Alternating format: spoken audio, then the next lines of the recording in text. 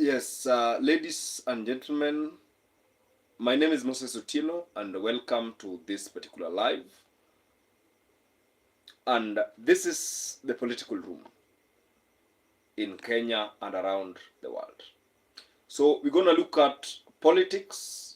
We're going to look at some of the trendy political moves in the country and around the world. And so I really want to welcome you to the show. Once again, let me say that the day has been long, and today there was internet glitches. There was a glitch at the internet. Most of the time I use Safaricom, and of course, Safaricom network had issues today, but thank God they have been sorted. So let me look at what is now trending. Let me look at what is in the headlines. Let me look at what is in the headlines. Let me look at what is also trending. Gachagua clarifies remarks on national school placement for Mount Kenya students.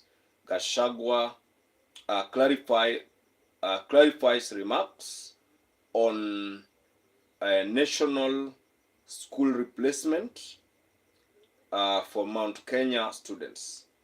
So former Deputy President Rigathi Gachagua has moved to clarify his recent comments regarding the placement of students from the Mount Kenya region in top schools. So this is what Gachagua said about the whole issue of Mount Kenya children placement in schools. In fact, alisema, I don't know, Mangu, Alliance, and other Mount Kenya schools, that the children of Mount Kenya are taken to other parts of the country and not within Mount Kenya. Gachagua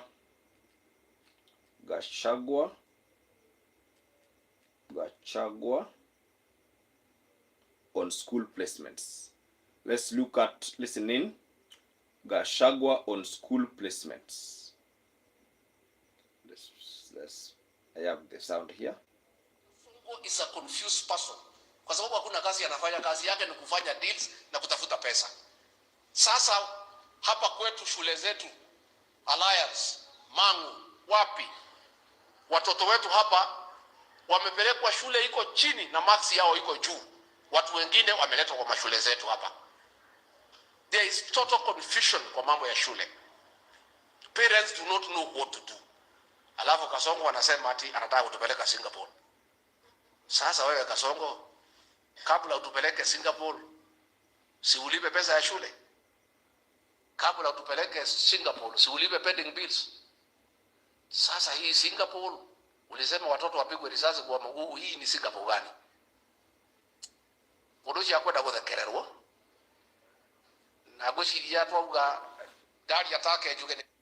There is this part that I want us to capture. Gachagua on school placements. Gachagua on school placements. Huyu Kasongo is a confused person. Kwa sababu hakuna kazi anafanya, kazi yake ni kufanya deals na kutafuta pesa. Sasa hapa kwetu shule zetu Alliance, Mangu, wapi? Watoto wetu hapa wamepelekwa shule iko chini na marks yao iko juu. Watu wengine wameletwa kwa mashule zetu hapa. There is total confusion kwa mambo ya shule. So according to Gachagua, if you are a child, or if you are coming from Mount Kenya, your child should just go to a school in Mount Kenya. Then the question is, how will we bring about national cohesion? How will we bring about unity? How will we bring about integration nationally? Children must also study in other parts of the country, where we have children from Kikuyu studying in Kisumu, children from Wajir studying in Mount Kenya. So I think politics should not be put in learning. Politics should not be put in learning. Let me play this sound of the president. William Ruto actually answered Rigathi Gachagua on the issue of school replacement. Jana, you are saying Gachagua is not a fool. Now you are here talking the complete opposite. No, I'm not talking the complete opposite. This is what we are saying. The issue of school placement. The issue of school placement. I think I'm not in agreement with Rigathi on the issue of school placement. Yes, Gachagua can say Kasongo must go. Gachagua can say corruption. Gachagua can talk about many things, shares and so on. But where I draw the line is this part of school placement. I never covered the part of school placement. Gachagua on Sunday talked about many things, not just school placement. But I have an issue with the school placement. Let's listen into what William Ruto how William Ruto answered him today. Let's listen in. Na mimi nawauliza vijana,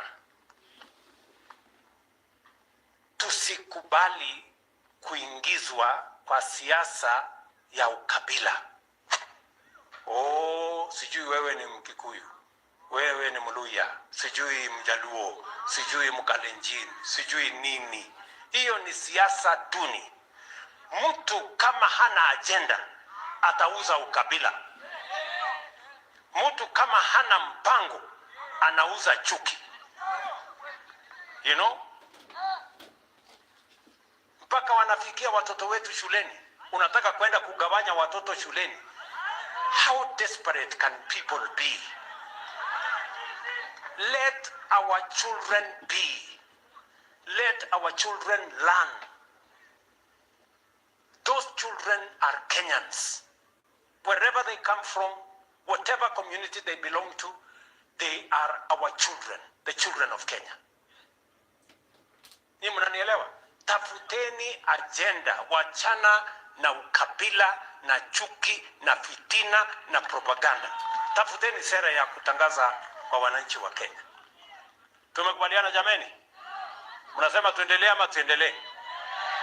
Mnasema tuendelee ama tuendelee? Tuendelee, si namna hiyo? Wacha niwamalizie kwa This is what Gachagua said that William Ruto was responding on today. This was on Sunday.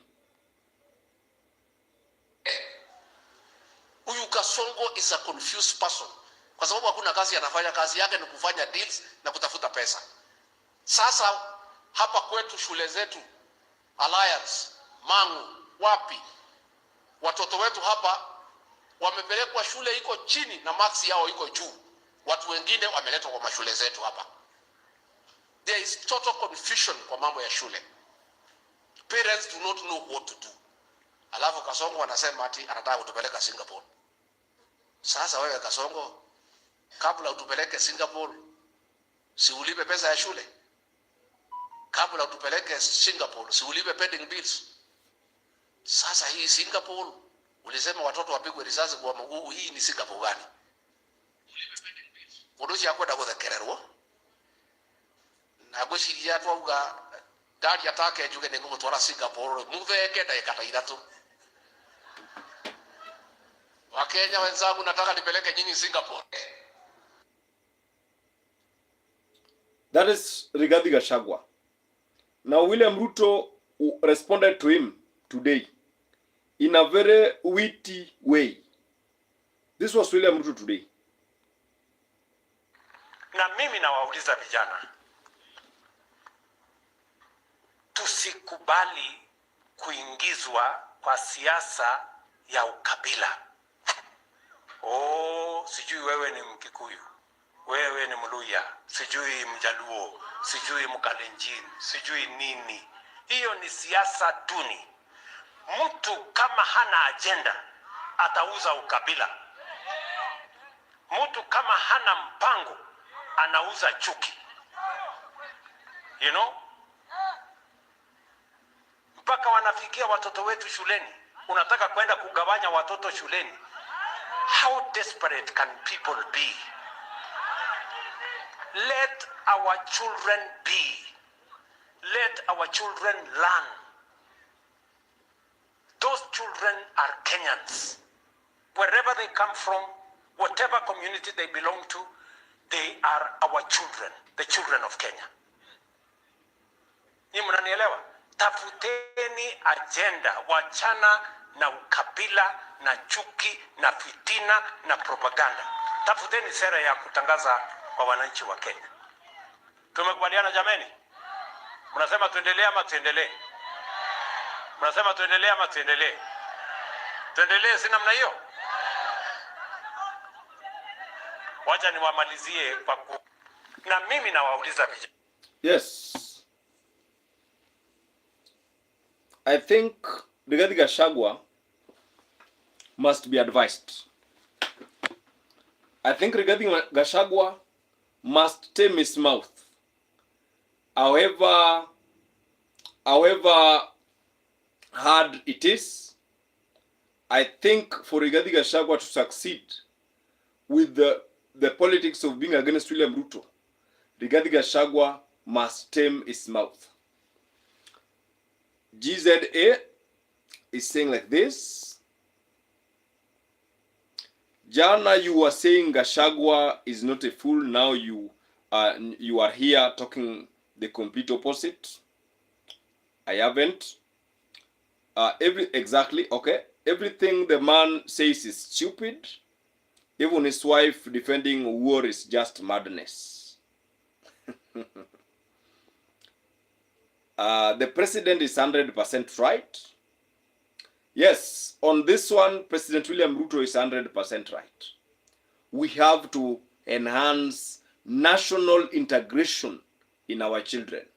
One of them, you know, when a child from Kisumu goes to study in Limuru,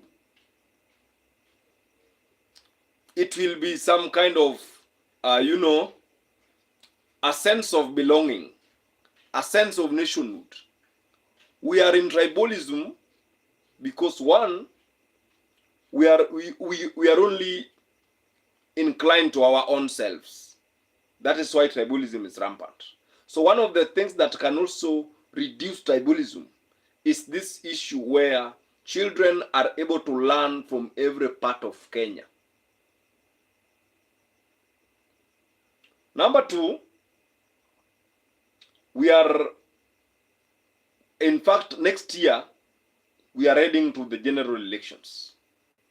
Gachagua must be very careful. Gachagua must be very careful, and they must be told. Because William Ruto is also a man on a mission. One, Gachagua was impeached because of tribalism. Again now, is propagating the same tribalism. The same. I think handlers of Rigathi Gachagua, if at all he has handlers, must do something. Must ensure that if Gachagua goes on public, he says nothing but sense. I want to appeal to Rigathi Gachagua to be like Raila Odinga. Raila Odinga, in all his politics, he was always saying the country is bigger than himself. And I think Rigathi Gachagua should come out of the Mount Kenya bracket, the Mlima bracket, the so-called Mtoto ya Mau Mau. He should come from that particular cage where he is not labeled a tribalist. You know, everybody says Gachagua ni Mkabila. Gachagua is a tribalist. Gachagua. This is the time Gachagua should prove that he's not a tribalist. Gachagua is toxic. Ruto 2027 vote. Sasa kuwa serious. Ebu nyamaza. So, let us be real here. Gachagua must tame his mouth. Gachagua must speak sense to the nation. Gachagua must know that anytime he takes a microphone and goes to the podium, he is talking to over 50 million Kenyans and not 8 million Mount Kenya people or voters. Mimi ni part of government yenyu and mimi ni polisi. Hii ni warning ya kama ni tribalism, racism. Siko jokes, walai. Wacha zako. So that is it. We have watched Gachagua talking very harshly on school placements of children. Very, very degradeful. It's very sad. It's very sad. This guy who talks about Jabba, this is what Gachagua said. It's not Jabba. This is what Gachagua said. This is what Gachagua said on Sunday. Huyu Kasongo is a confused person. Kwa sababu hakuna kazi anafanya, kazi yake ni kufanya deals na kutafuta pesa. Sasa hapa kwetu shule zetu. You are called you are called watoto. Since you are watoto, go and sleep. We don't talk to watoto here. We talk to mature people, okay? We talk to mature people. Another thing that I want to go straight to is the issue of Miguna Miguna. Yesterday, Miguna Miguna was in an interview on K24, or he was being interviewed on K24, and Miguna said that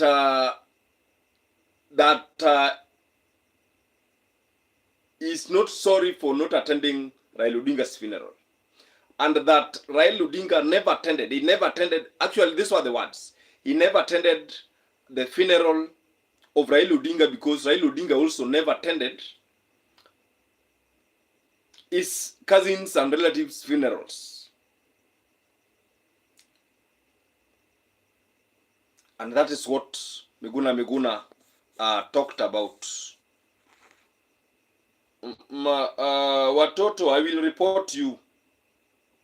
I will report you. Don't bring your nonsense on my live. Yes, I will report you, and don't do that. Don't come here to insult people. If you come here, you listen, you give your positive comments and constructive criticism. You don't come and insult people. Let me report you then.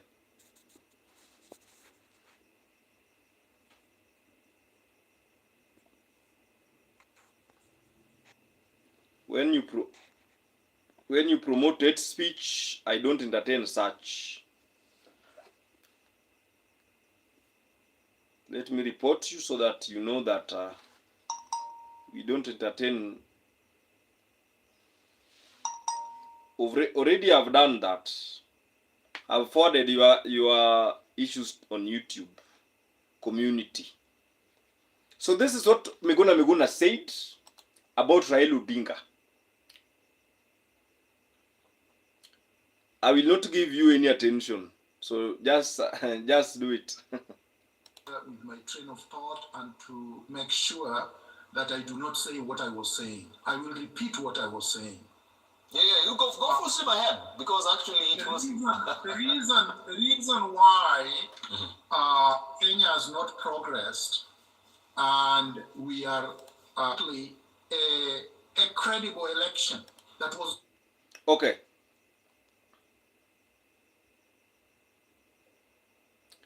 So guys, let me focus on the Miguna issue. Let me focus on the Miguna issue. Remember, Miguna said, thank you, but don't come next time with insults. Okay? We don't want insults. We don't want insults. Baba yangu ni polisi. You have said so many nasty things. Baba yako ni polisi, so what? If you want to stay, stay, but make sure that you will follow the rules and regulation in this life. Where here we don't insult each other. We reason with each other. Okay? So we don't insult and abuse each other. We reason with each other. If you can't reason, then you better leave. If you can't, bring something that can help other people in the country, you better leave, because that we want to build a sober country. We want to build a sober country of men and women. Okay? That is the country that we want to build. We don't want a situation where you come here and insult people. And most importantly, you insult... don't do that, brother. Watoto, don't do that. Miguna.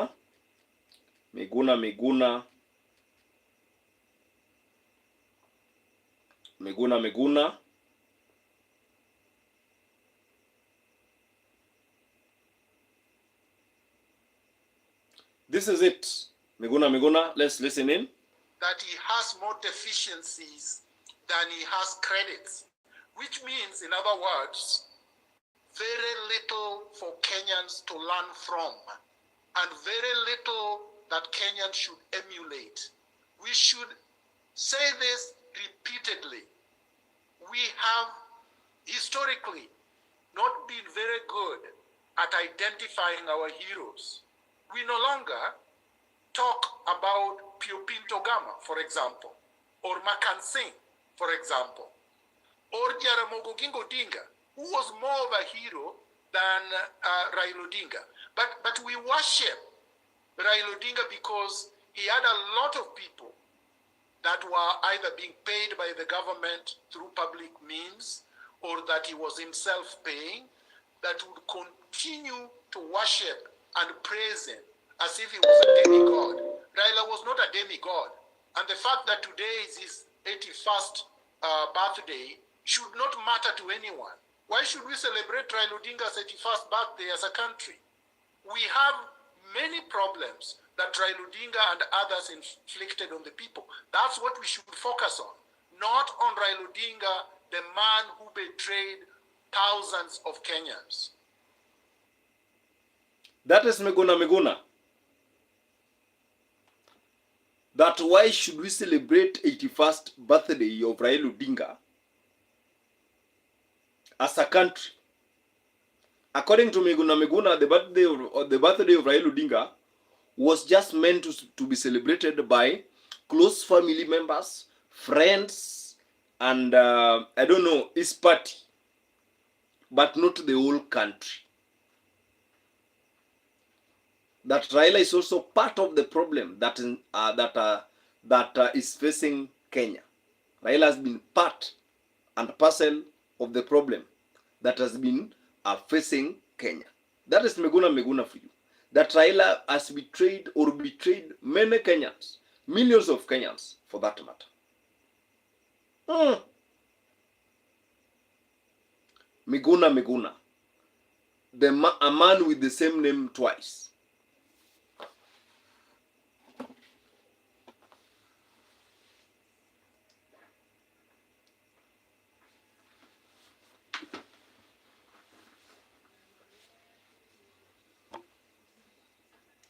My take is this.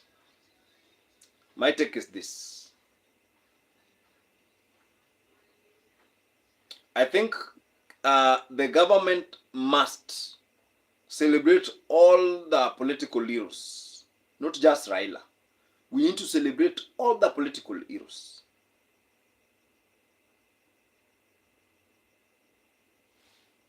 According to Miguna, people are worshipping Raila Odinga. because of the many people that that he was paying or were being paid by the government to cheer to shine. But do we see Raila as a statesman? Do we see Raila as a person who fought for people and not just governments? And then the handshakes. The handshakes, 1997, 2008, 2013, handshakes. 2017, handshakes. Then 2024, another handshake.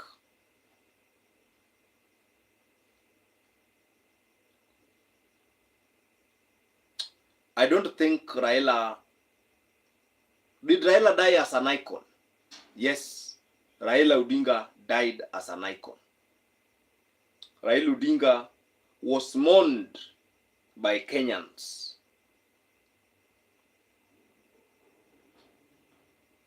Raila Odinga was mourned by Kenyans. But again, Raila has conflicting stories. One part is a collaborator with the very, very people who suppresses dissenting voices. On the other hand, so we had Raila, I don't know how I can describe Raila, but Raila was difficult to understand. Raila was difficult to understand. On one part, Raila was a collaborator, a leader who would collaborate with the governments, Kenyan governments. On the other hand, Raila was a fighter of justice. Raila would go and demonstrate across the country when, for instance, the cost of living. So according to Miguna, Raila betrayed Kenyans. Let's listen into this again. Then we see. Let's listen to this again.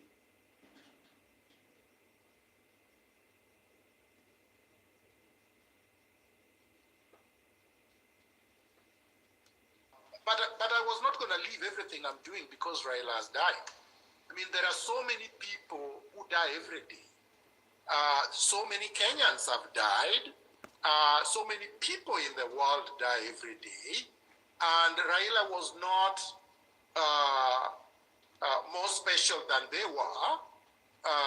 And so Raila never came to my relatives' funerals. I lost many, including my sister-in-law and my father-in-law and many youth that supported me in 2018 after he betrayed me. So there was nothing special about Raila's death, even though Kenyans think he was special because of the positions he held. Each one of us is the same. We are all human beings, and our lives are important. There is nobody's life that is more important than the other. And that's the principle on which I live my life. If you treat me fairly, I will treat you fairly. If you are kind to me, I will be kind to you.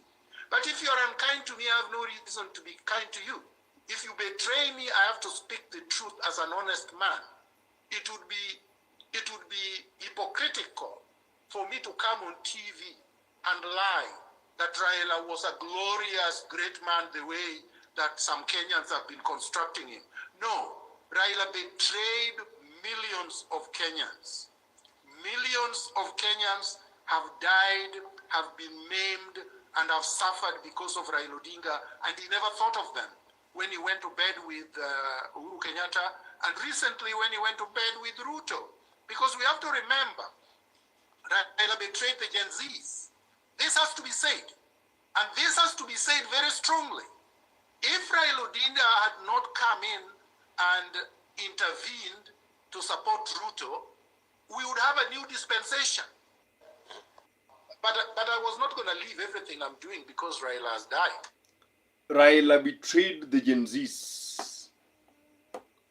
And anyway, let us speak facts. Let us speak facts. Did Raila betray the Gen Zs? The Gen Zs told Raila, "Kaa kando, step aside." Raila didn't. Raila went and shook Ruto's hands. The Gen Zs, you remember, they went and stormed parliament. And even after Ruto had withdrawn the finance bill, they insisted that Ruto must go. And had Raila Odinga not shook Ruto's hand at that time, 2024, the Gen Zs would have succeeded in overthrowing the government of Kenya. Number two, the handshakes. Well, many people say that the handshakes Raila did were good, but I want to speak.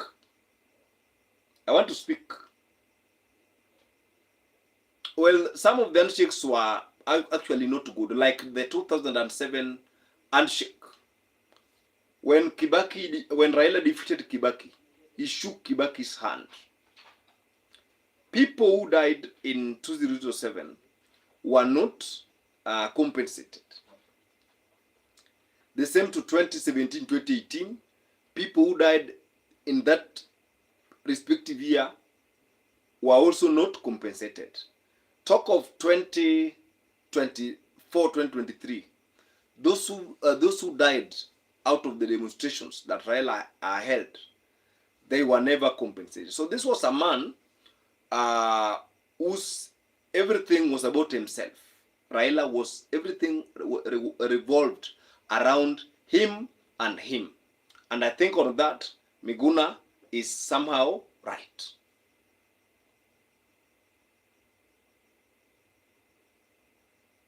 Do you think Kenya needs another Raila Odinga? Big man Mali, unakaa kusinzia. Nope.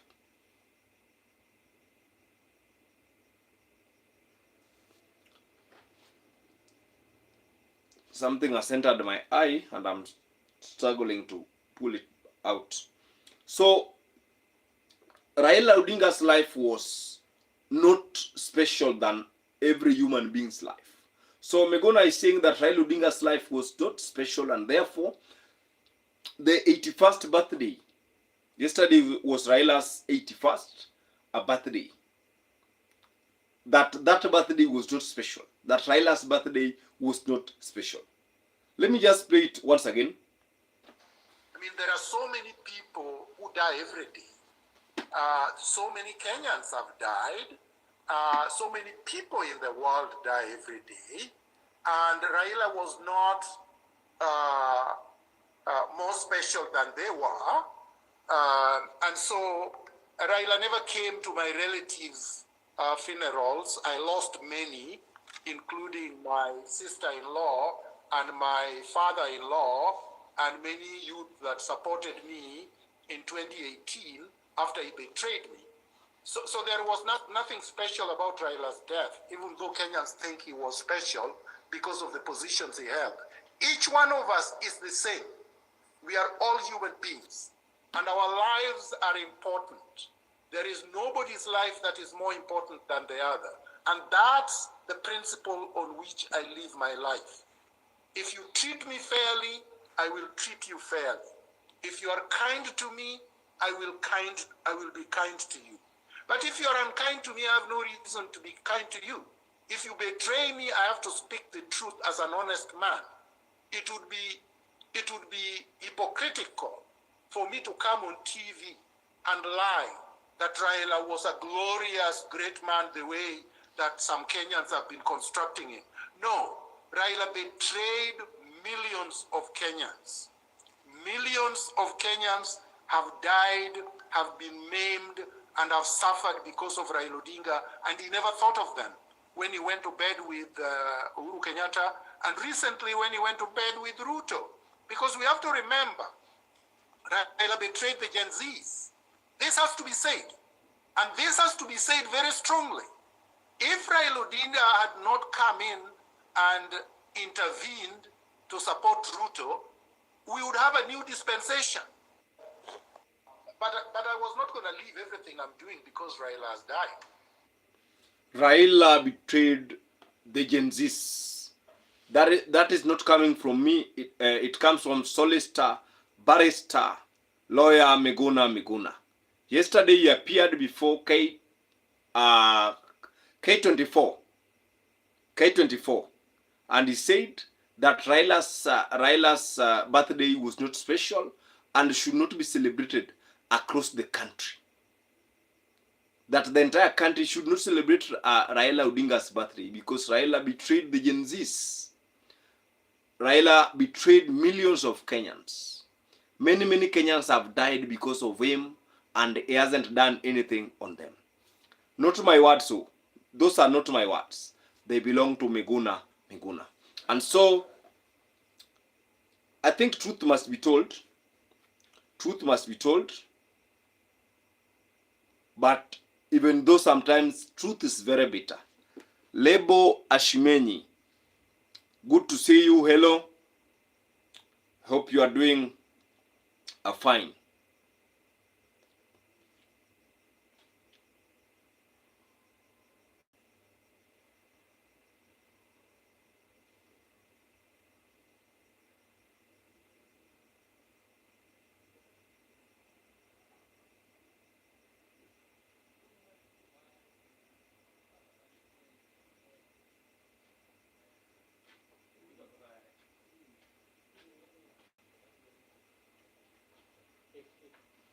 Kila shujaa na siku yake.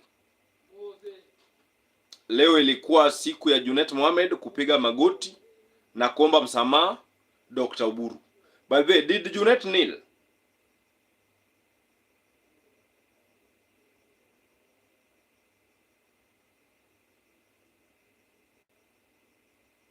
Did Junet Mohamed kneel before Oburu Odinga today? Was it yesterday? Today? I don't think he knelt. Junet also met Dr. Oburu Odinga, and they had a good time. They had a good time concerning the future of ODM. Let's look at another story. Let's look at another story that is also trending. Let's look at another story that is trending.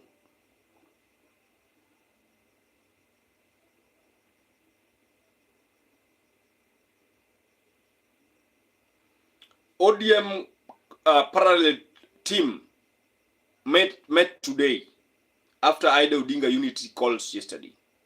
ODM parallel team met today after Ida Odinga unity call yesterday. Let's listen into Ida Odinga's unity call in ODM. This was Ida Odinga.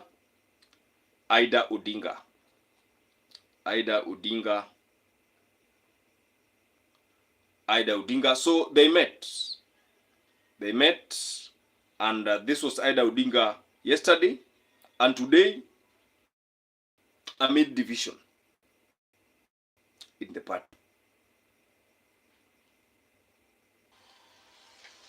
He ran LDM Let's listen into Ida Odinga. with firm and fair hands. Raila ran ODM on principle. This was yesterday. Let me just get the first.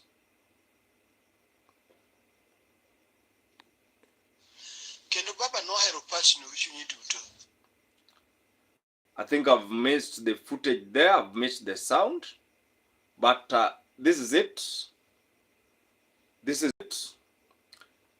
ODM parallel team met. And I'm gonna let you know this. We had Ruben Ndolo, former Makadara Member of Parliament, Babu Oweno, James Orengo, Ruth Odinga, Edwin Sifuna, Asige, Amos Wako, among many. And this was a tweet from Sifuna, and let me just read it. Sit, talk, tumeanza. We want to call for NDC. It's time to take over the party leadership. Embakasi Tempi Babu Oweno also stated. Today, the ODM, the parallel team within ODM met. This is the team which says ODM must have a presidential candidate. ODM must have a presidential candidate. So we are, of course, we have here Makadara, former Makadara MP Ruben Ndolo was also present. Babu Owino was present. Edwin Sifuna was present. James Orengo was present. Ruth Odinga was present, among other people who were present. Okay? And this is the demand of Babu Owino. This is what Babu Owino said after a meeting today as parallel ODM members. We want ODM to call for NDC. It's time to take over the party leadership. Embakasi East MP Member of Parliament Babu Owino stated like that. Yesterday, Mama Ida Odinga defended Edwin Sifuna. Mama Ida Odinga defended Edwin Sifuna yesterday. Let's cross over to that. Mama Ida Odinga defending Edwin Sifuna. Mama Ida Odinga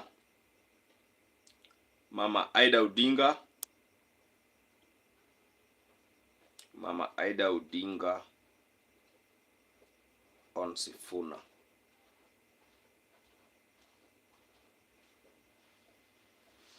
Kendo baba no hero pachi no wichunyi duto. So yesterday Mama Ida Odinga defended Edwin Sifuna. Let's listen in. To no hero jo Kenya bende gichunyi duto. Omiyo an daher kwayo ni kapo nitie gimoro matin ma kamoro ok dhi maber, to pari en baba ne bedie do wacho ang'o. Nohero kelo ji together. Edwin Sifuna en secretary general mar party. En wuod baba. Onge kuma dhiye. Ka wuod wotho to yure pa nyithindo moko e ot. Unyalo bedo gi gwandruok to bedu piny ulos mondo ubed kachiel. Onge ng'at miriambo. Bende onge ng'at mawuok. Okwayo jotelo manomi ting' ma Mama Ida Odinga said this yesterday, that Edwin Sifuna is going nowhere. That was Mama Ida, that Edwin Sifuna is going nowhere. And that Edwin Sifuna was Raila's son. What has Edwin Sifuna been saying? One term. Ruto is one term. Kasongo must go home. That is what Edwin Sifuna has been saying. Edwin Sifuna has been saying Ruto must go. Edwin Sifuna has been calling Ruto Kasongo. Edwin Sifuna has been calling the likes of UNET and Mbadi and others Washenzi. Edwin Sifuna has been saying continuously that is going nowhere as the SG of ODM. And it points to one thing.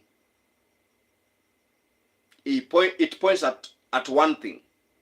Edwin Sifuna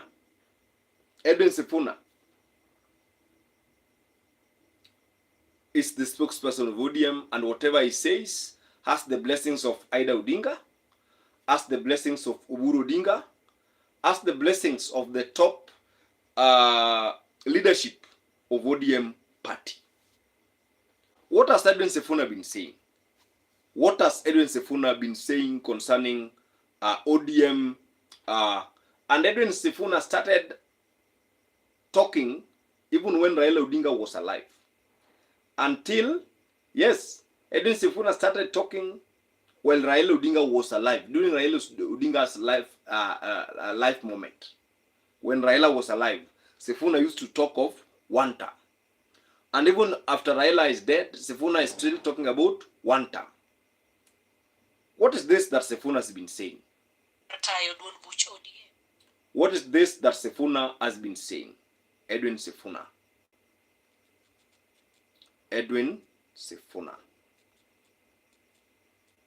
Edwin Sifuna. Edwin Sifuna.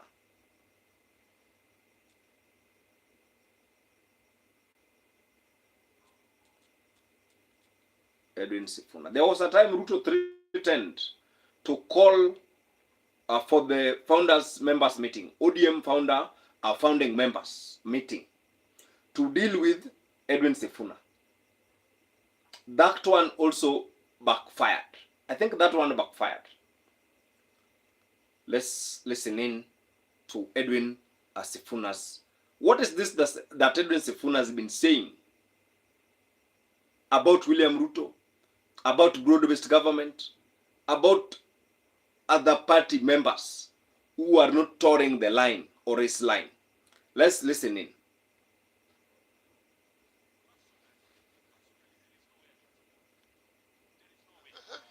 Nobody goes to the ballot to re-elect a president is the things they have done for them at an individual level. How has he managed the affairs of the country? How has he managed the economy? Are Kenyans happier? Are Kenyans in a better place than when he took over? How is the state of health? How is the state of education? How is the state of our economy, Trevor? If you are telling me that you're going to re-elect Ruto because he gave Baba a lift from the hotel to the venue of the AUC election, there's something very wrong with you. There's people who are telling us that they will vote for Raila, for Ruto, to spite those two mamambogas who are singing that they were happy in Karatina. Two mamambogas at a market in Karatina who are singing and saying they're happy that Baba lost. Now people tell us we vote for Ruto to punish those people. What sort of sense is that? That is not common sense. It is absolute absurdity. I want to tell William Ruto that the only reason he will be re-elected, because everybody knows that even him pretending to front Raila, because Raila himself has told us that he did not ask Ruto to support him. And when he announced that he was going to run for this thing, it was of his own volition. He said it himself. If there is somebody lying to Ruto, because everybody knows this was supposed to be a ruse, to try and come and blackmail, because he knows people love Baba. He knows people love Baba. So he comes and tells us, oh, I supported him, I helped him, I did this for him, and this and that, so that he blackmails Raila supporters emotionally, because we like when people do good things for Baba, and when they honor him. But what has he done for us as a people? The people who are going to vote in this particular election will be asking those questions. That is one video. There's another video of Sifuna. What is this that Sifuna has been saying that makes Mama Ida defends him? What is this thing that Sifuna has been saying that makes Junet to hate him? What is this that Sifuna has been saying that makes William Ruto, the president, to threaten Sifuna that he will call for ODM founders members meeting?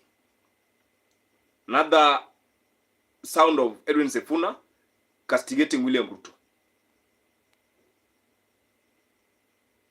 Hii vita yote unasikia nikipigwa ndani ya chama cha ODM ni kwa sababu moja tu. Nimesema Ruto one term.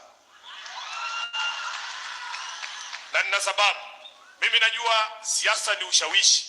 Mheshimiwa Rigathi, unajua nimekuja hapa, nimesikia nyinyi mkiongea, nilikuwa nacheka tu hapo nikiwa nimekaa kwa sababu unisamee tu, lakini lazima niseme hii. 2022 tulikuja hapa kwa hao watu wa Mlima. Tukajaribu kuwaingiza box wa. Tukaambia hao watu Baba akiingia masomo ni bure kutokea chini mpaka juu. Tukasema matibabu itakuwa bure kutoka chini mpaka juu. Tukasema tutawadunga 6,000 kila mwezi. Mazee mlikuwa mnatuangalia tu. Mnatuangalia tu. Alafu ule jamaa mwingine sijui nani alikuwa amemfunza Kikuyu. Hako tu mwadhani ya gosho. Akiingia hapa bana nyie watu mnasema huyo ndio tunataka. Sasa saa hii nasikia vile mnaongea. Naona mambo si mbaya. Mambo si mbaya. Lakini lazima nitoe shukrani. Unajua watu wengi wamesahau Mlima Kenya hii kwa mara ya kwanza Baba Raila Amolo Odinga alizoa kura zaidi ya 1,000,000. Na ndio maana mliona nikipigia Uhuru Kenyatta asante. Kwa sababu alitusaidia. Mlituzukuma lakini alitusaidia. Wengine walikula pesa ya Uhuru Kenyatta sawa sawa.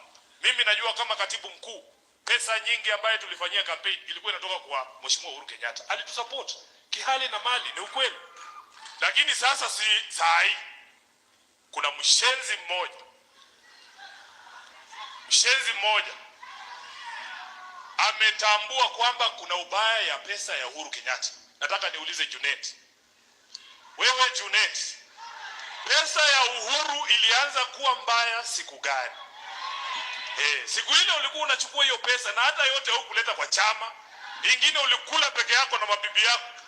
Siku ile tutaanza audit ya uchaguzi wa mwaka 2022. Ni vizuri umeanzisha hiyo debate, kila mtu aseme ile kazi alifanya 2022. Wewe ulikuwa unakula pesa ya Uhuru, badala ulipe agents, ukaacha hawa kina Wamunyoro wakatupiga 10 nil. Saa hii tunalia huko nje. Kama sio wewe Junet, tungekuwa kwa serikali. So mimi huwezi nitisha bwana, hawezi kunitisha. Wanasema Nairobi, ukipata sponsor mpya usianze kutukana ule alikutoa kwa bed sita. Hii vita yote unasikia ni Edwin Sifuna called Junet Mohamed, referred to Junet Mohamed mshenzi mmoja. Kuna mshenzi mmoja, and that mshenzi mmoja was none other than Junet Mohamed. That is Edwin Sifuna. And yesterday, Ida Odinga defended him, said that Edwin Sifuna is going nowhere. Edwin Sifuna is going nowhere. That is what Mama Ida said. Edwin Sifuna is going nowhere. This is William Ruto calling disciplinary action, declaring that Sifuna needs disciplinary action. Let's listen into this again. William Ruto, there was a time he said that he will call upon ODM founding members. They will sit down and see if they can discipline Edwin Sifuna because of Edwin Sifuna's what? Stance. Let's listen into this. Nasikia Sifuna anaongea na nguvu. Wakati unaongea mambo yangu Sifuna, ujue mimi ndio mwanzilishi wa ODM. So naenda polepole kidogo.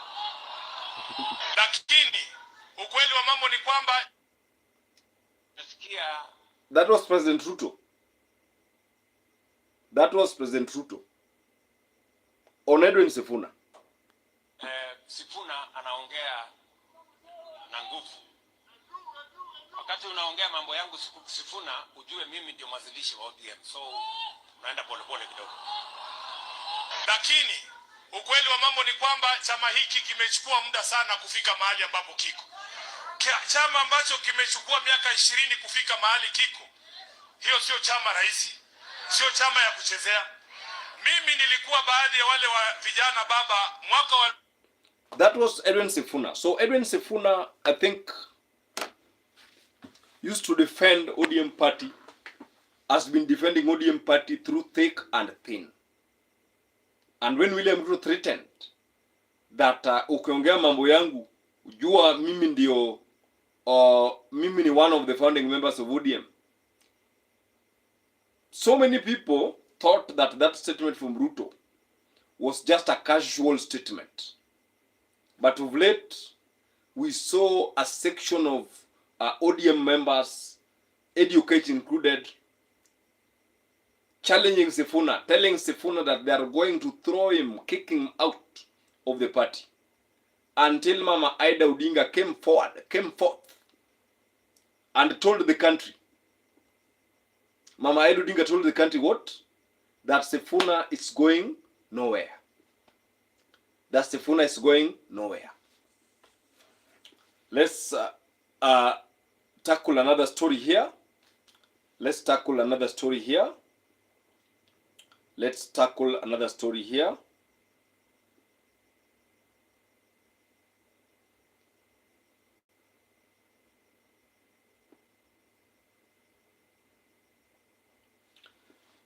I am the only one who can take William Samoei Ruto home. I am the only one who can take William Samoei Ruto home. Rigathi Gachagua. Former Deputy President Rigathi Gachagua now says this, that is the only one who can take William Samoei Ruto home. In that team of the United Opposition, I think Kalonzo Musyoka is a sure bet. In that team of the United Opposition, Stephen Kalonzo Musyoka is a sure bet. One, Kalonzo has a national appeal as a national image. Kalonzo was with Raila in 2013, in 2017, and in 2022. It can be very easy for Kalonzo to consolidate Raila Odinga's strongholds than for Rigathi Gachagua.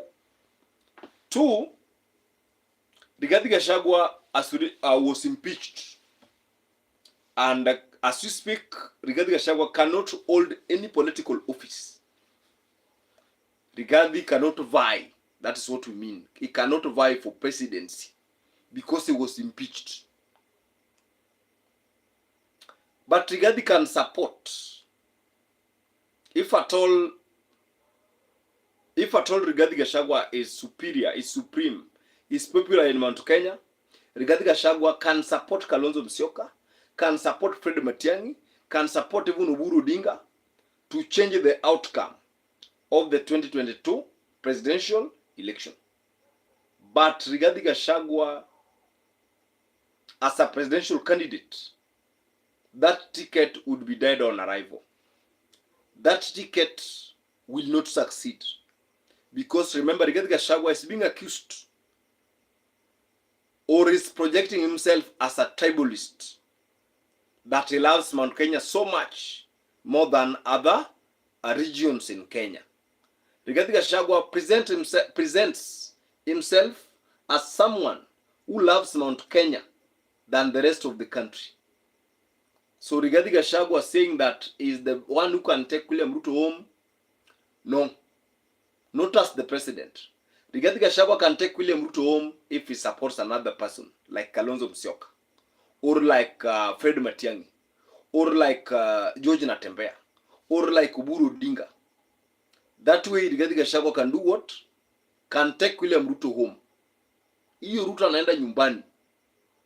But when we have Rigathi Gachagua as the presidential candidate for the united opposition, Rigathi Gachagua cannot defeat William Ruto. Peris Mudhoni, hello. But Rigathi Gachagua akiunga mkono, okay? Akiunga mkono Kalonzo Musyoka ama yeyote yule, that ticket can disturb William Ruto. Rigathi Gachagua supports Kalonzo Musyoka, then campaigns for Kalonzo Musyoka in the entire Mount Kenya. Then Kalonzo Musyoka also campaigns across the country. It can be a surprise. Yes, Paul Irungu is not vying but king-making. Yes, Rigathi Gachagua is a king-maker. Remember how he made Ruto president in 2022? Yes. It is Rigathi who made Ruto president, not Kindiki. It is Rigathi. If Rigathi Gachagua decides to make Kalonzo president, he can, through traversing the whole country. It is Rigathi who made Ruto president. It is Rigathi who will make Kalonzo president in case he is elected the flag bearer of the united opposition. Let's talk about Rigathi. We want to look at what Rigathi said this weekend concerning the 2027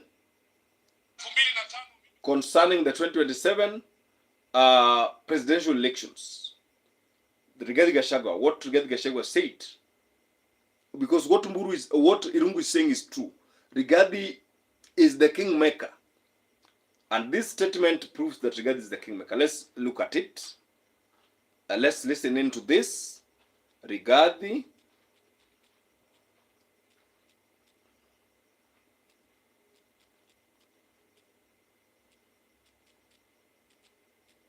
Gachagua.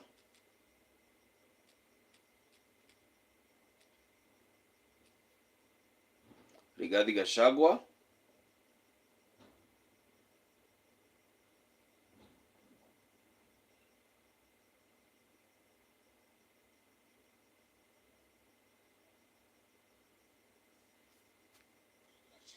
In any general election. Let's listen into Rigathi Gachagua. Rigathi Gachagua is the kingmaker. in 2027. He is the kingmaker in 2027. If figures of presidential election are yet to go by. Because, truth be told, if Rigathi goes for presidency, he will lose. If Rigathi supports Kalonzo Musyoka, or Oburu Odinga, or Matiang'i, that person will defeat William Ruto. Mimi sijashiriki in any general election ambaye nimepoteza. I always go to the winning side. Mimi nimepiga hesabu kabisa kisayansi. Nimekaa chini na kalamu na karatasi. Na nimesikiza Wakenya kwa makini sana. Na mimi nimeona nijipange vizuri. Kwa sababu mimi sitaki kuanguka. Mimi nimepima siasa ya Kenya. Pahali Kalonzo Musyoka atakuwa ndio ushindi itakuwa. Mimi si... You get it? Pahali Kalonzo Musyoka atakuwa ndio nitakuwa, ndio ushindi iko. If Rigathi Gachagua supports Kalonzo Musyoka, Kalonzo will be the president of Kenya in 2027. Let's listen in. Sijashiriki in any general... Rais William Mimi sijashiriki in any general election ambaye nimepoteza. I always go to the winning side. Mimi nimepiga hesabu kabisa kisayansi. Nimekaa chini na kalamu na karatasi. Na nimesikiza Wakenya kwa makini sana. Na mimi nimeona nijipange vizuri. Kwa sababu mimi sitaki kuanguka. Mimi nimepima siasa ya Kenya. Pahali Kalonzo Musyoka atakuwa ndio ushindi itakuwa. Mimi Pahali Kalonzo Musyoka atakuwa ndio ushindi itakuwa. That is Rigathi Gachagua.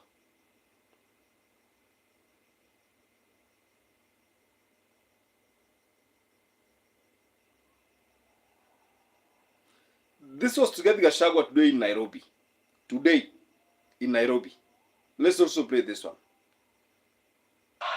Mimi nataka nikipata nafasi ya uongozi, masomo ya primary school tulipewa na Mwai Kibaki, nitaregesha ikuwe masomo ya bure ya watoto wote wa primary school.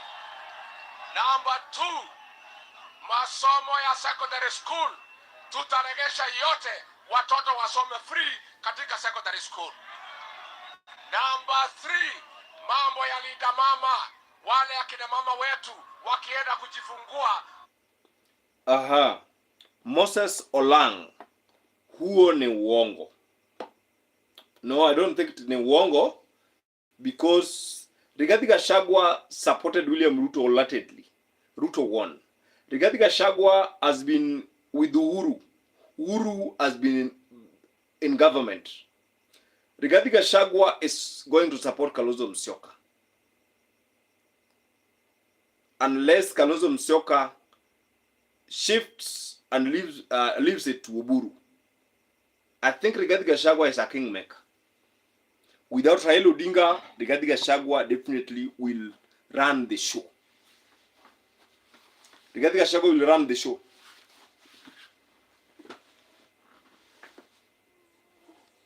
Rigathi Gachagua will run the show. Let's not lie to ourselves. Let me look at another story. Let me look at another story.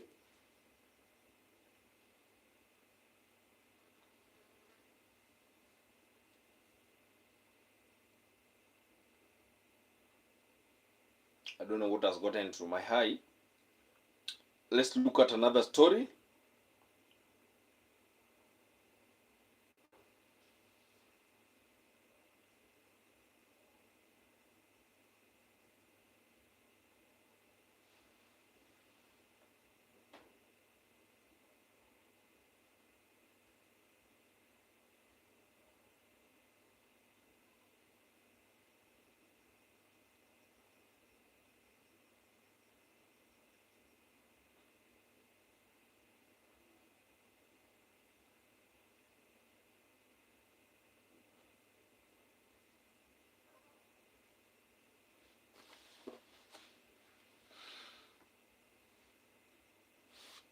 Nyoa ndevu.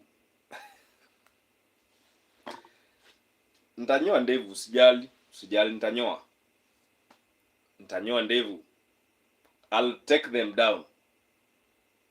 I'll take them down the day we will have a new president in 2027. Then I'll take them down. So George Natembeya emerges as most influential political leader in Western Kenya in a new poll.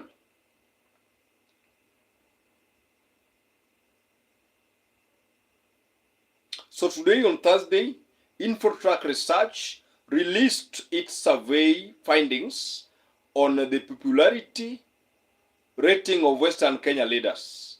Trans Nzoia Governor George Natembeya, Prime Cabinet Secretary Musalia Mudavadi, and Speaker Moses Wetangula were among the leaders who were rated ahead of the 2027 elections. A large percentage of Western residents believe in Natembeya's leadership. Amos Khaemba, okay, that is how it was, and that is it, and that is how it was. Yes, hello Prince. Thank you so much. Thank you so much for the love. Thank you so much, Prince. I dispute this particular poll, opinion poll on Western leadership. I dispute the opinion poll from InfoTrack. I don't think George Natembeya is popular in Mount Kenya, in Western Kenya.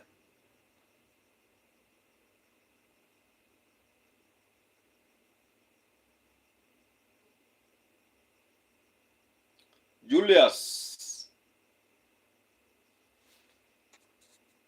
Okay, let me report this.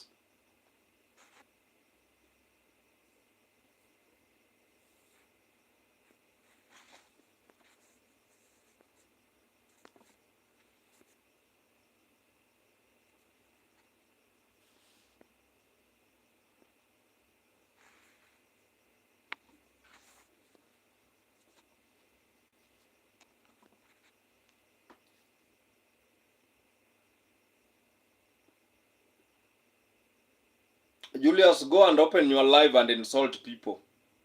Go open your live and insult people. Unatusi watu na hata uko na live yako. Si wende fungue live yako utusi watu. Yeah, that's not nice. But I've reported you on YouTube. I've reported your case. Why must you insult people yet you can't open your live? Open your live and we see you. We also come and greet you there. That is the best way to go. If you are displeased, I don't want recklessness. Don't be reckless on your on what you write in the comment section. Write something sensible that can uplift someone.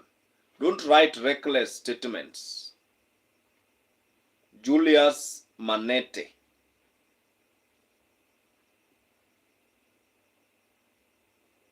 Don't be reckless.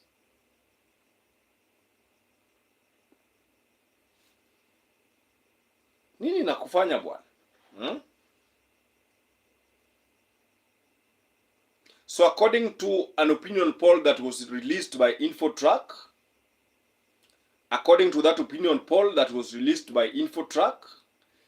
George Natembeya emerged the winner. And I'm saying, sikubaliani na matokeo ya InfoTrack. One was this. Last year we had a by-election in most of the places in Western, but UDA and ODM ran the show. UDA and ODM ran the show, and DCP ran the show. Talk of Malava by-election. Natembeya ought to have grabbed, DAP Kenya ought to have grabbed that that chance under Natembeya and Eugene Wamalwa, but that one never came forth. So I think Natembeya is not that popular. If Natembeya was popular, they ought to have given him votes in the Malava by-election, in the Kabuchai by-election, in the other by-elections that took place in Western region. But that one never came forth. So I think Infotrack should tell us who is popular in Mount Kenya. They want to tell us that Natembeya is more popular than Mudavadi. They want to tell us that Natembeya is popular than Oparanya. They want to tell us that Natembeya is popular more than this guy, Moses Wetangula. Bye, Moses. Just stay. Don't worry about people who insult others. Don't worry about people who are insultive.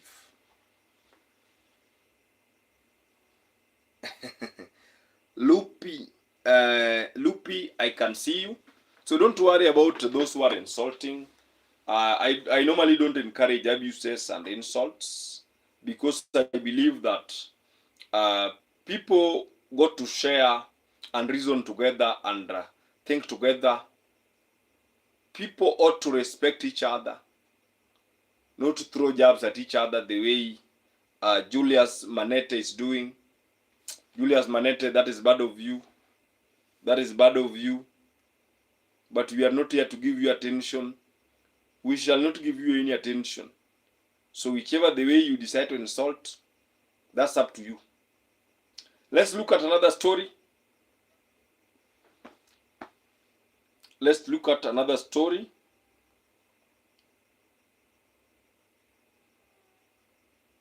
Former Raila Odinga bodyguard Maurice Ogeta lands government job. So Maurice Ogeta has landed another job. And this is it. I have today made appointments in the executive office of the governor following the establishment of positions by the Mombasa County Public Service Board in line with the provisions of the law. Mr. Maurice Ogeta has been appointed to serve as advisor, security affairs in the county government of Mombasa. That is Governor Nasir, Governor Ahmed Nasir.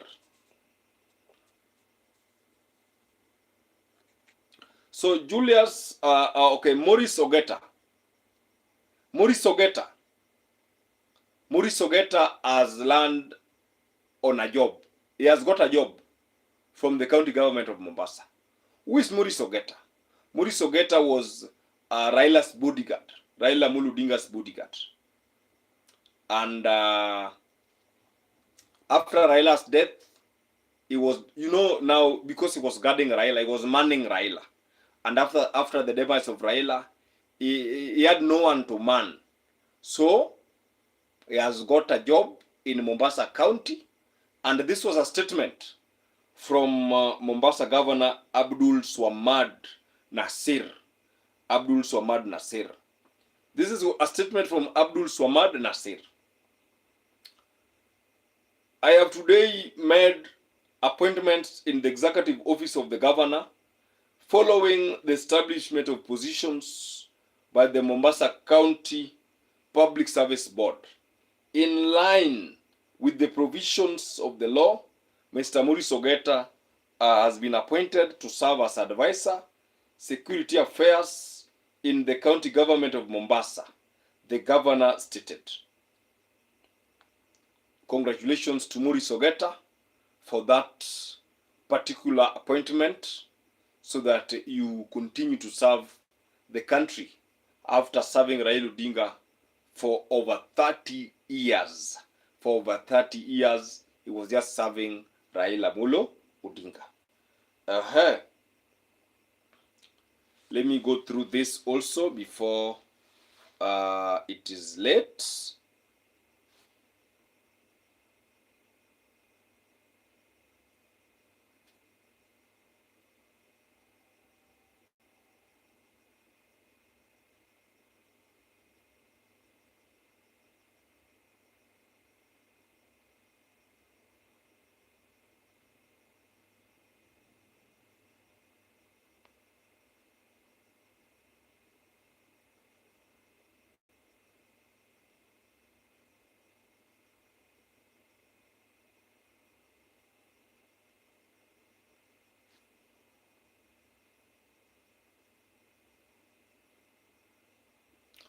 wewe toka huku, vitu vya politic wewe watakuua. No, don't spread hate.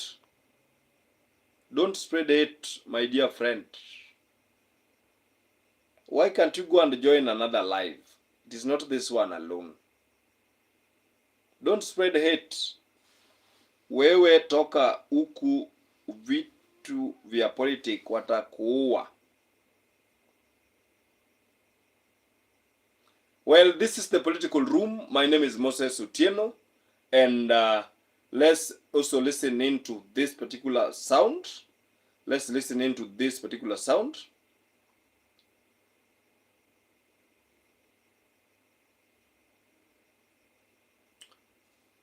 This one happened. Kasmil Makuure had to explain accessing the VVIP section.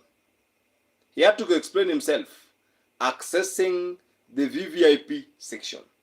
Of late, Kasmil has been lecturing Sifuna, but today he had difficult time to access the VVIP section. Let's listen in to Kasmil. Kasmil.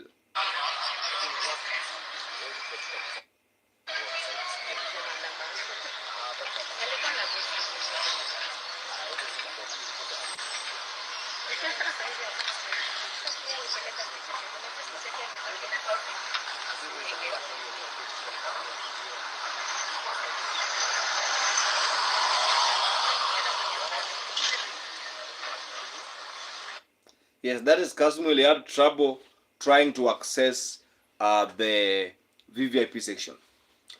Julius Manete, wewe toka huku. Okay, hakuna mtu ananiua. Hakuna mtu ananiua. We are giving events as they are. Whatever happens, when it happens, and how it happens. That is what we are doing right now. We are not here to, bring a lot of fracas, okay? So stay tuned, stay tuned, stay tuned, stay tuned.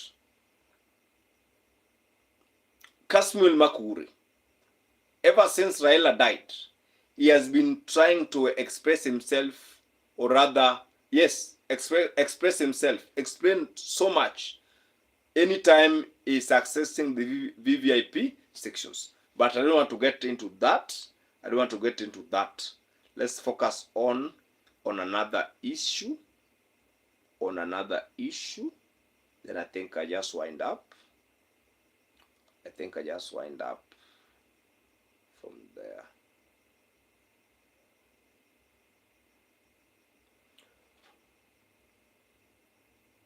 Ooh. Sorry.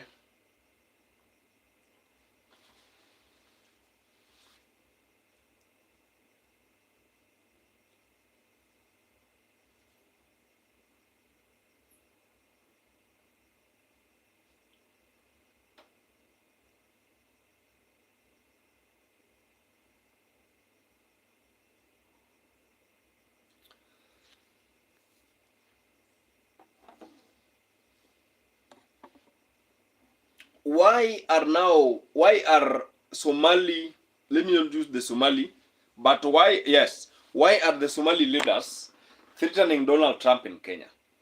I saw a video of Farah Malim and Adan Keynan threatening Donald Trump that arrest William Ruto and face the consequences. Arrest William Ruto and face the consequences. And I want to tell them, even if Donald Trump arrests William Ruto, nothing will happen. They will take William Ruto to Washington, D.C. They will arraign William Ruto in court. Kindiki will take over, or whoever will take over, and that is what will happen. Nothing big will happen. If Trump administration finds Ruto with some mistakes, with some violations, especially those of drug trafficking, they will arrest William Ruto and nothing will happen. Let's listen into what Farah Maalim said about Donald Trump. Farah Maalim on Donald Trump. Farah Maalim on Donald Trump.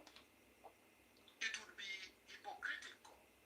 Farah Maalim on Donald Trump. Farah Maalim on Donald Trump. Farah Maalim. This is Farah Maalim. Trump cannot do anything to Ruto.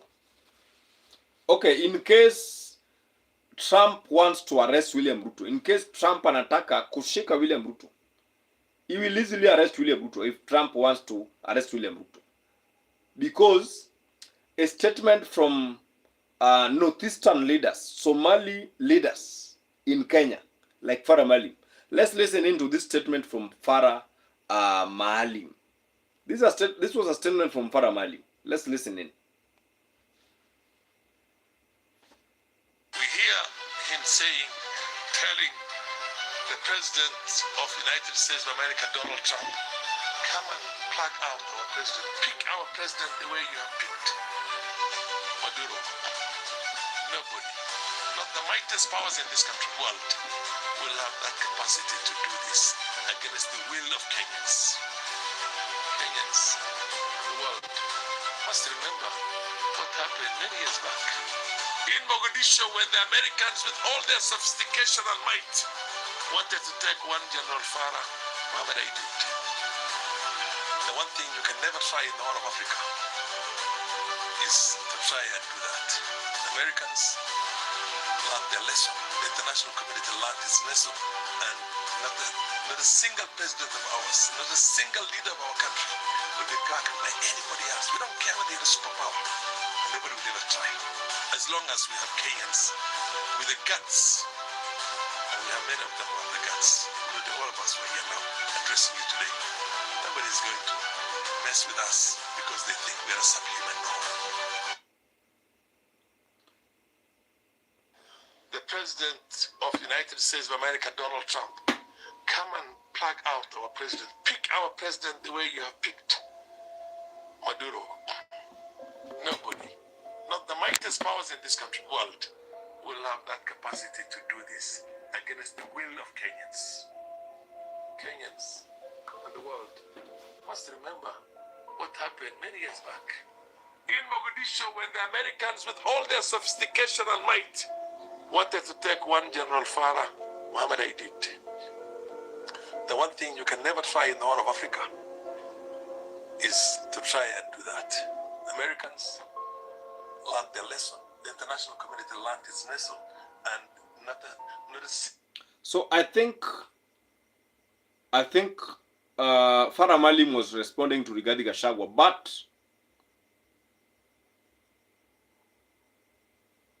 if Ruto violates US policies, they're gonna arrest him. They're gonna charge him. Donald Trump sio president wa Kenya.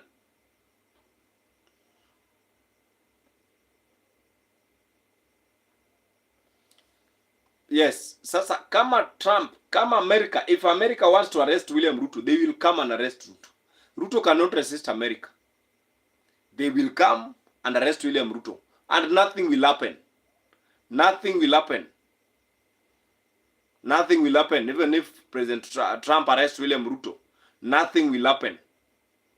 Nobody will go to the street to demonstrate. Nobody will ban himself because Ruto has been arrested. The leaders are the ones who will suffer, but not Kenyans. Kenyans will not waste their time to go and demonstrate that Ruto has been arrested by Trump. That one will not happen. There is no single Kenyan who would go and die on the roads and be shot by police that Donald Trump has captured William Ruto. Yes, Trump can capture William Ruto if Ruto is involved in narcotic terrorism and drug trafficking, the way Maduro is involved in. And this Farah Maalim has been talking very badly against Kenyans. He has not been talking well on Kenyans. Let's listen into one of his controversial remarks. Let's listen in. Inaendelea. Alafu washenzi wengine wanasema ati Kasongo Ruto must go. Kuma ni mazenu hao ambao wanasema hivyo. Bwana amekaa kwa kiti ya mama yako. Inaendelea. Alafu washenzi wengine wanasema ati Kasongo Ruto must go. Kuma ni mazenu hao ambao wanasema hivyo. That is a leader. But one thing I want to tell Faramalim and the likes, if Donald Trump wants to arrest William Ruto, he will do so easily. I don't think Kenya has the bravado to counter America. If 4 terrorists could defeat the KDF in the Westgate attack, how about American special forces? They will just come and capture the president and go away with him. And nothing will happen. Nothing will happen. The only person who could shake Kenya was Raila Odinga, not William Ruto. And if you want to prove Kenya and set William Ruto, it was on June 24th, 2024, when the Gen Zs took to the streets to protest against the finance bill of 2024 of that year. It was in 2023 when the Azimio supporters of Raila Odinga took to the streets to oppose the high cost of living, which has not dropped up to date. It is under Ruto's regime where Kenyans like Albert Ojwang have lost their lives. The same Ruto. So, if America wants to, arrest William Ruto, they will do so easily. And the Kenyans will not protest. Kenyans will celebrate. Look at the many names that Kenyans call Ruto. Gidinji, Kasongo, Mapangale. So many names that Kenyans have coined on Ruto. So yes, US can arrest William Ruto and nothing will happen. Let me look at Adan Kainan's speech. Adan Kainan.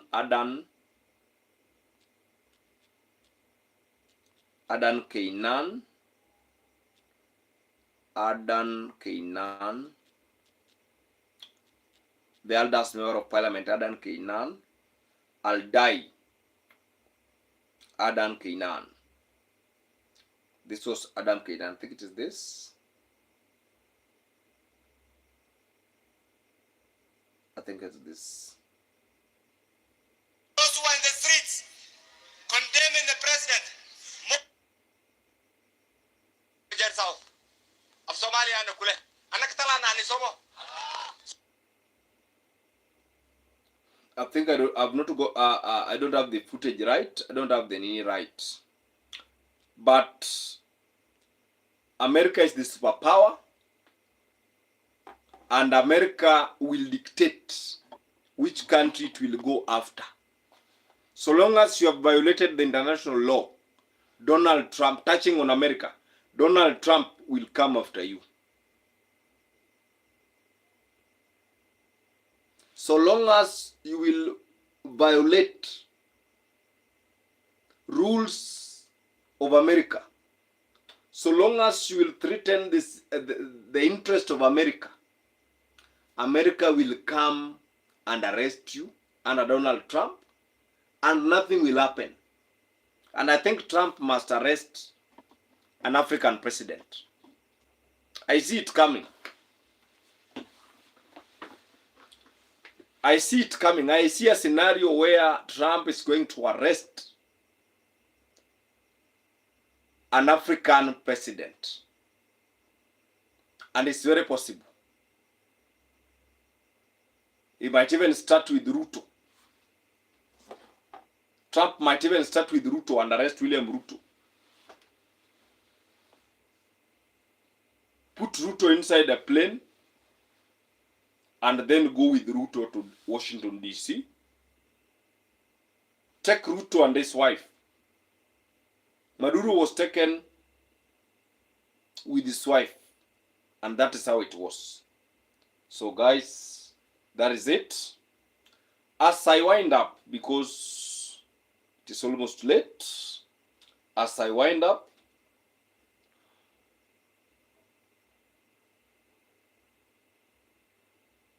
I'm gonna wind up with this story.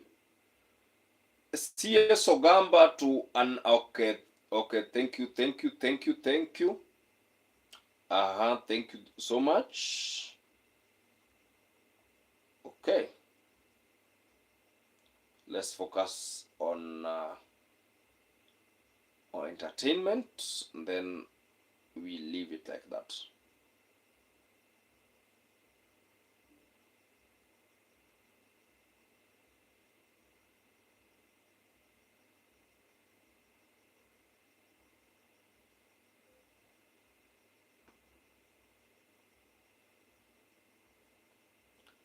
How to date the difficult girl. That is the last thing that we are now doing. Our last story is this: how to date the difficult girl. Let's brainstorm. What will you do if you are faced with a difficult girl? How do you date a difficult girl? Okay? How do you date a difficult girl? Number one, reassure her. Number two, prove to her that nothing is truly broken.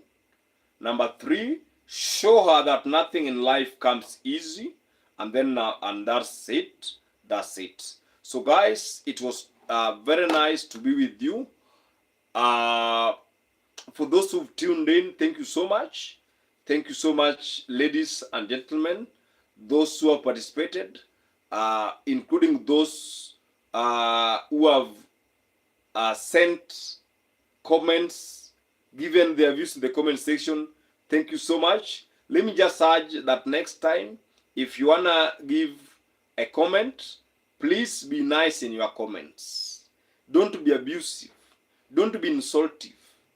Just be nice in your comments. Comment on the issue. Let us argue constructively. Let us debate. Let us ensure that we respect each other, even in the comment section, because it is not about hurling insults. It's about building each other, building one another. This is the Political Room, your number one show. My name is Moses Otieno, and I think we've had a good time. We have had a good moment. We've had a good period of chatting together. Let me just make quick shouts. Julius Manete, thank you so much. The top people who participated okay, GZA, thank you so much. Prince, thank you so much. Julius Manete, thank you so much. Smodev, thank you so much for having been in the show throughout. Watoto, thank you so much for having been in the show throughout. Bless, thank you so much. Paul Irungu, thank you so much. Big Man Mali, thank you so much. Jane Wamuyu, thank you so much. And many people. Moses Olang, thank you so much. Lebo Ashimenyi, thank you so much. Lupish, thank you so much for staying in the Political Room. My name is Moses Otieno. Ladies and gentlemen, until next time, I want to thank you solemnly. I want to thank you with all my heart, because without you, this channel cannot be where it is. It is because of your support that this channel has managed to be where it is.